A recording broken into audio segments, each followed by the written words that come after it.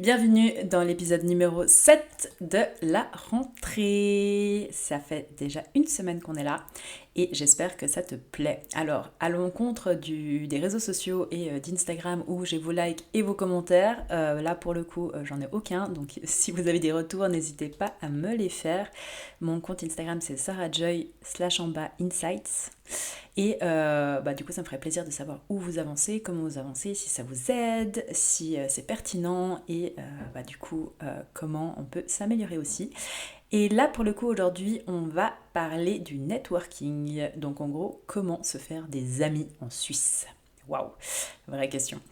Pour être une introvertie de base qui était très timide, je peux vous assurer que c'est des choses qui s'apprennent. Il y a un livre qui s'appelle Comment se faire des amis par Dale Carnegie que je vous encourage à lire et en fait ça va dans le bon sens, dans le sens que soyez l'ami que vous voulez avoir, soyez la personne qui sort de sa zone de confort pour venir parler à quelqu'un en soirée alors que de base vous ne l'auriez pas fait parce que vous êtes dans une zone de confort avec vos amis à vous. Soyez la personne qui s'intéresse à l'autre. Ça veut dire au lieu de demander des small talk bateaux du genre salut ça va tu fais quoi dans ta vie, ça on va les interdire de la conversation. Ce que vous allez demander c'est plus euh, dis-moi cette semaine qu'est-ce qui a été pour toi l'une des plus grandes victoires, qu'est-ce qui t'a donné de la joie, là, dans quel point vraiment t'as avancé et que t'es fier de toi. Allez chercher du positif parce qu'en fait leur cerveau il va directement aller se remémorer en fait des moments de joie, en gros de bonheur intense, etc., ou de petites victoires, et ils vont vous assimiler à ça aussi, dans le sens que ils auront plus de plaisir à vous parler, parce que souvent en fait, je sais pas moi, par exemple, t'es pas bien au travail, tu te sens pas bien, et la première question qu'on vient de demander, c'est tu fais quoi dans la vie, tu vois, parce que en Suisse, le statut c'est le plus important, puis toi t'es un peu là, super, ouais, d'accord, je suis avocat, mais au final, tu rentres chez toi, et puis t'es en dépression, quoi.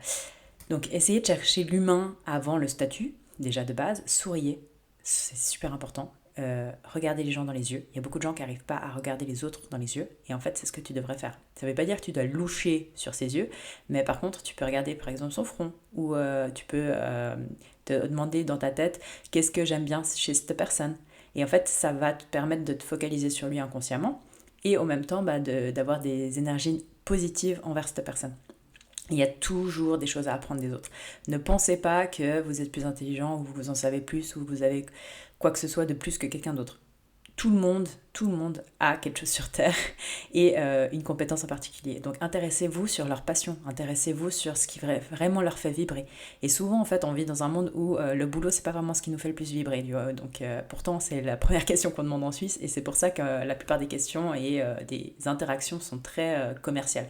Dans le sens c'est un peu tu fais quoi dans ta vie, ok bon je peux te mettre dans cette case, d'accord, je te rappellerai si je peux te parler, tu vois. Mais c'est pas ça les relations en fait. Ok. Genre, peu importe le statut de la personne, peu importe qu'est-ce qu'elle fait dans sa vie, combien elle gagne, qu'est-ce qu'elle conduit, on s'en fiche, vraiment. Ce que tu veux savoir, c'est quel type de personne elle est, quelle passion elle a, quel genre de compétences vraiment ça l'intéresse à développer, quelle vraiment personnalité. Cherchez les personnalités et les valeurs des gens. Et intéressez-vous à ça. Arrêtez de me demander des small talk. Les small talk, c'est fatigant.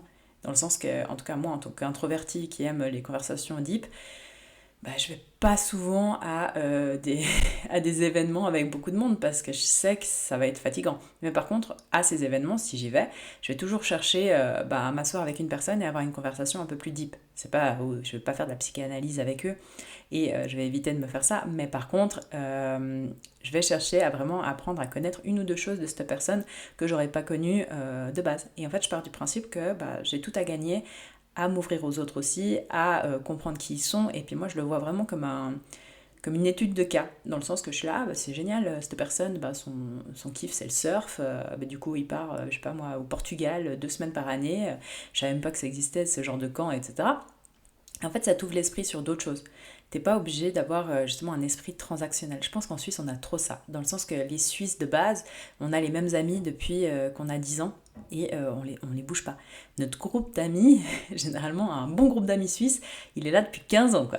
Il n'a pas bougé, mais c'est pas une mauvaise chose, hein. Moi je trouve ça magnifique. C'est quand même un pays où la loyauté fait partie des valeurs intégrantes, et c'est ça qui fait que cette petite communauté que tu as créée depuis très jeune, bah, tu vas pas vraiment la bouger. Sauf que bah, ça veut dire que tu vas jamais challenger ta manière de penser, ça veut dire que tu vas jamais challenger tes croyances, ça veut dire que tu vas jamais challenger en fait ta perception de la vie. Et ça, c'est un peu dangereux, dans le sens qu'on a à apprendre de tout le monde. Ça veut pas dire que quelqu'un, il est pêcheur, qu'il a rien à t'apprendre, toi qui es ingénieur. Dans le sens qu'il y a de toute façon des choses, et puis toi, tu pourras voir des patterns qui correspondent à des choses que tu aimes. Et ça, en fait, on ne sort pas assez de notre zone de confort en Suisse. Je trouve vraiment qu'on va rester dans une petite case et bah, que seulement les gens qui nous ressemblent, et c'est naturel dans le sens que dans sciences comportementales, on dit qu'on va chercher des gens qui nous ressemblent. Si toi, par exemple, bah, moi, par exemple, je suis brune aux yeux plutôt assez foncés, la plupart de mes potes, meilleures amies, elles sont comme ça. Et les gens que j'attire sont aussi un peu comme ça. Mais c'est juste de l'inconscient. Après, moi, j'ai vu que je viens d'un quartier populaire, j'ai beaucoup d'amis qui sont de couleur, j'ai beaucoup d'amis qui sont chinois, asiatiques, etc. Et bah, ça m'a permis en fait d'ouvrir mon esprit à ça. Et maintenant, pour moi, c'est totalement normal d'avoir plus ce genre de personnes autour de moi et d'être dans une culture collective plus qu'individualiste. Ça aussi, il faut savoir, c'est que chaque pays, donc plutôt chaque, je dirais pas vraiment pays, mais plutôt si tu viens du nord, bah, du coup tu viens d'un pays individualiste et pas collectif. Si tu viens plus du sud, des pays latins, tu vas plus être dans une culture qui est dans le collectif. Donc dans le sens, c'est normal d'avoir plein de gens autour de toi, c'est normal de faire des grands barbecues, c'est normal que même si tu connais pas forcément quelqu'un, tu l'accueilles à la maison. Ça, c'est plus collectif. Donc en gros, c'est dans la manière que la société fonctionne, c'est comme ça. En Suisse ou dans les pays nordiques, on est très individualiste. Ça veut dire c'est ma carrière, c'est ma vie, c'est mon truc, c'est mes amis, et on partage pas trop. Et en fait, ce manque de partage, moi je le sens comme un peu une souffrance parce qu'à force d'avoir ta petite routine, tes petits trucs à toi, etc., c'est que tu te mets des propres barrières à la rencontre, à le fait de découvrir d'autres personnes. Alors qu'en Suisse, on a 25% d'immigration, on a une culture interculturelle énorme et c'est vraiment une qualité incroyable de pouvoir rencontrer des... T'as pas besoin de bouger de ton pays, tu peux avoir des cultures, mais de partout. T'as des Portugais, t'as des Italiens, t'as des Africains, t'as des Russes, t'as tout ce que tu veux. Et en fait, ça suffirait juste à toi de te poser et te dire, bon, bah, je veux apprendre de cette culture. Peut-être qu'il n'y a pas que ma culture qui fonctionne, dans le sens qu'il y a plein d'autres... Moi, j'ai vécu dans beaucoup d'autres pays et il y a plein d'autres manières de fonctionner qui vont très bien. Ok. Donc, pour moi, c'est vraiment prendre le bon de qui je suis, de où je suis, où j'ai grandi, de d'où je viens, et en fait, bah, l'appliquer et aussi prendre du bon de d'autres pays. Il n'y a pas de mal à ça, en fait. Et puis, trouver ce qui, toi, bah, plus en plus, bah, te rapproche de ta meilleure version aussi. Dans le sens que si tu n'as jamais découvert d'autres cultures, si tu n'as jamais ouvert ton esprit à ce qu'il y ait d'autres fonctionnements, manières de fonctionner, ça ne veut pas dire que tu vas oublier totalement ta manière de fonctionner. Je te dis juste de rester curieux. Et le plus tu vas être curieux, plus tu vas en fait développer des nouveaux façonnements dans ton cerveau et des nouveaux liens cognitifs, on appelle ça. Et en fait, cette capacité à créer des liens cognitifs, c'est aussi ta capacité à créer des liens avec les autres. Ça veut dire qu'en fait, tu auras des nouvelles petites cases dans ton cerveau qui vont te dire, bah tiens, ça c'est pas un ennemi, c'est un ami, même s'il pense pas comme moi. Et en fait, c'est intéressant parce que ça me challenge ma manière de penser et ma manière de voir les choses et ma manière de réfléchir. Et peut-être, bah tiens, il m'a donné une insight que jamais j'aurais pu croire ou dans mon petit monde à moi, à moi. Et en fait, ça, cette ouverture d'esprit, c'est ce qui va te rapprocher des gens.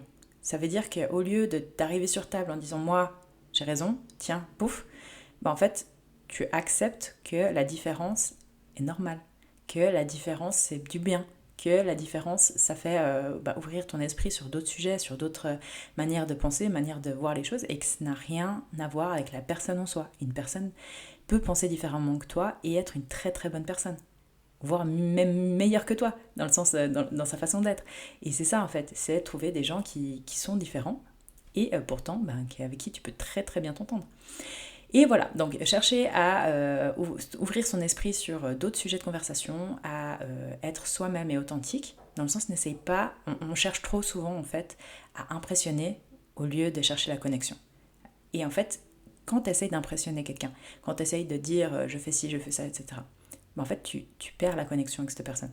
cette personne, elle s'en fiche un peu de ce que tu fais ou ce qui tu es, etc. C'est la même chose dans les relations amoureuses. Donc en fait, si tu arrives directement à être toi-même depuis le début, et puis accepter que tu es humain, en fait, plus tu vas être vulnérable et humain, plus ce sera facile d'avoir des contacts humains avec un autre humain qui est aussi vulnérable. Et c'est ça qui crée les connexions. Tu peux pas créer une connexion avec quelqu'un en étant froid et rigide et avec des barrières énormes. Au bout d'un moment, quand tu te coupes de ton essence, donc de qui tu es vraiment, tu vas plus souffrir sur le long terme. Je te le dis parce que je l'ai déjà fait.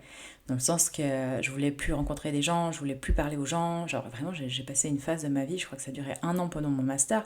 Mais en fait, je suis tellement empathique que j'en avais marre de souffrir avec des gens. J'en avais marre parce que vu que j'ai beaucoup voyagé, en fait, à chaque fois que tu arrives dans un nouveau pays, t'es toi-même, tu rencontres des gens, tu as des connexions énormes. Et après, ces gens, ils partent et du coup, ils font plus partie de ta vie. Et du coup, j'étais à j'en ai marre, j'en peux plus. Mais en fait, d'avoir fait ça, ça m'a fait plus souffrir que d'accepter que les gens ils viennent dans ta vie pour une raison, une saison, une vie. Et tu peux pas choisir. Sauf que quand ils sont là, il faut en profiter. Ça veut dire qu'il faut être pleinement toi, il faut pleinement apprécier le moment présent. Et c'est la seule chose qu'on peut faire. C'est un vrai cadeau, les gens. Dans ta vie, c'est vraiment un cadeau. Ton networking, c'est ton net worth. Ça veut dire c'est ça qui va créer la valeur dans ta vie. C'est vraiment les gens autour de toi. Et la qualité des gens qui sont autour de toi, c'est d'après la qualité de ta relation avec toi-même. Si toi tu t'aimes, si toi tu aimes les autres pour qui ils sont et que tu ne juges pas, tu verras que tes relations elles seront vraiment, vraiment incroyables. Et souvent en fait ce que tu vois de bien chez les autres, c'est quelque chose que tu as aussi, surtout chez les gens qui sont autour de toi. Ça veut dire quoi? Ça veut dire si quelqu'un par exemple, il te rend tout le temps service et puis t'adores passer du temps avec pour construire des choses, c'est souvent que toi tu fais la même chose inconsciemment avec cette personne. Et je t'incite à vraiment connaître aussi tes langages d'amour, donc qu'est-ce qui est pour toi important. Et ensuite chercher aussi chez l'autre quels sont ses langages d'amour à lui ou à elle. Je ne vous parle pas de relations amoureuses seulement, je vous parle vraiment de relations. Ça veut dire que tu peux avoir des relations amicales, tu peux avoir des relations de business, etc. C'est aussi chercher à comprendre l'autre plus que d'essayer de mettre une étiquette dessus. Et ça va beaucoup t'aider dans ta vie. Donc reste ouvert, sois toi-même, vraiment sois authentique avec toi-même et apprends en fait à t'entourer de gens qui te laissent être toi. Il faut commencer à être courageux et te dire, voilà, ça c'est à quoi je ressemble, j'ai des défauts comme tout le monde, mais par contre, je sais pas, je suis ça. Et tu verras que ça va plaire à certaines personnes, et ces certaines personnes, c'est ce qui est le plus important. Mais après, si toi, à chaque fois que tu rencontres quelqu'un, tu essayes de porter un masque, et que tu n'es pas toi-même, en fait, tu vas attirer les mauvaises personnes dans ta vie, et tu vas plus souffrir sur le long terme. Donc, ce que je t'encourage, c'est à être courageux et courageuse, et à t'ouvrir au monde un peu plus. Gentiment, tu fais les choses progressivement, quoi. Commence à sourire aux gens, commence à parler gentiment à des personnes qui tu n'aurais jamais parlé, à envoyer un message, à envoyer une lettre. Moi, j'ai un exercice que je peux te donner à faire, c'est écrire aux 5 personnes qui t'ont le plus inspiré dans ta vie, donc dans ton entourage, hein. Et ça peut être tes géniteurs, ça peut être ta meilleure amie, ton meilleur ami, ça peut être ton frère, ta sœur, voilà, des gens autour de toi qui vraiment t'ont aidé à devenir la personne que tu es aujourd'hui, et écris-leur une lettre pour leur remercier de qui ils sont, de qu'est-ce qu'ils ont fait dans ta vie, et tu expliques spécifiquement pourquoi c'était des moments importants pour toi. Et après, tu vas poster cette lettre et tu leur envoies. Parce que être gentil, ça fait jamais de mal. Bisous, à demain.